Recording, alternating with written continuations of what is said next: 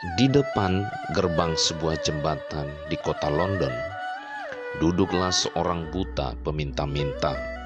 Setiap hari ia duduk di situ sambil memainkan biolanya yang sudah usang dan menaruh kaleng di depan tempat duduknya. Dia berharap orang-orang yang lalu lalang akan merasa iba mendengar gesekan biolanya, lalu memberinya sedikit uang. Pada suatu hari, seorang pria berjubah panjang lewat di situ.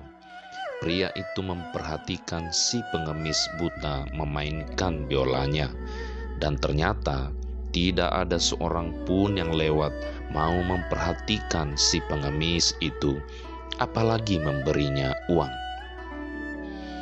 Kemudian pria itu menghampiri si pengemis dan memintanya untuk meminjamkan biola usangnya. Si pengemis buta menolak, katanya, "Tidak, ini adalah hartaku satu-satunya." Pria tersebut terus membujuk, "Hanya untuk sebuah lagu sajalah," katanya. Dengan agak terpaksa, akhirnya si pengemis meminjamkan biola tuanya. Pria berjubah panjang kemudian berbisik, "Saya akan beri contoh padamu cara memainkan biola dengan sepenuh hati, dengan sungguh-sungguh menghayati." Kemudian pria berjubah itu segera mulai memainkan sebuah lagu dengan luar biasa indah dan syahdu. Suara biola tua yang sama bisa menjadi sangat halus dan menyentuh hati, membuat semua orang yang lewat berhenti. Mereka berkumpul mengelilingi si pemain biola berjubah bersama si pengemis buta. Semua orang terdiam, terhanyut oleh gesekan biolanya. Kerumunan besar semakin banyak. Si pengemis buta pun terkesan dan ternganga.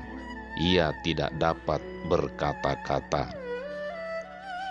Kaleng yang tadinya kosong kini telah penuh dengan uang, bahkan hingga tidak tertampung.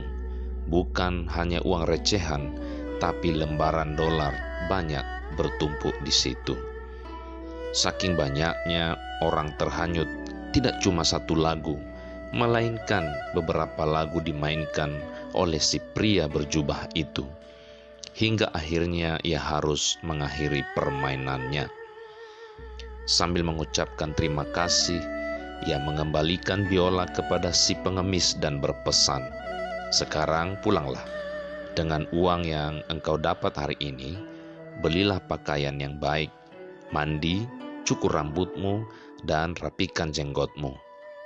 Mulai besok bermainlah seperti yang aku katakan dan aku contohkan tadi."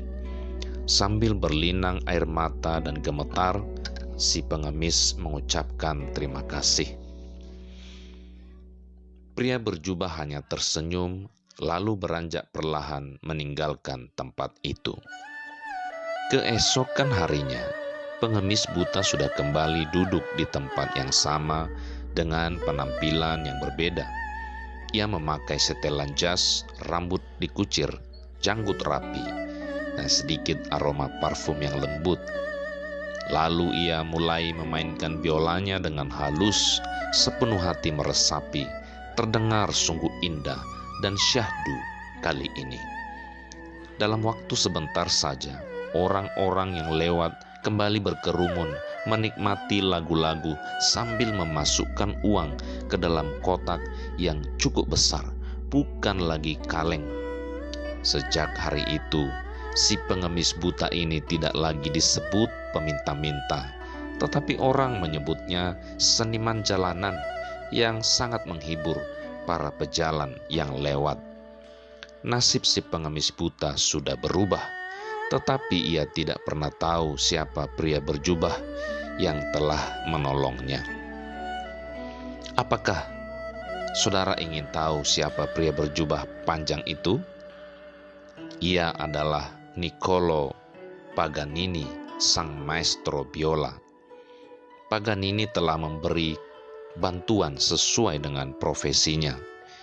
Dia tidak memberi uang, tetapi ia telah memberikan sebuah resep yang sangat berharga.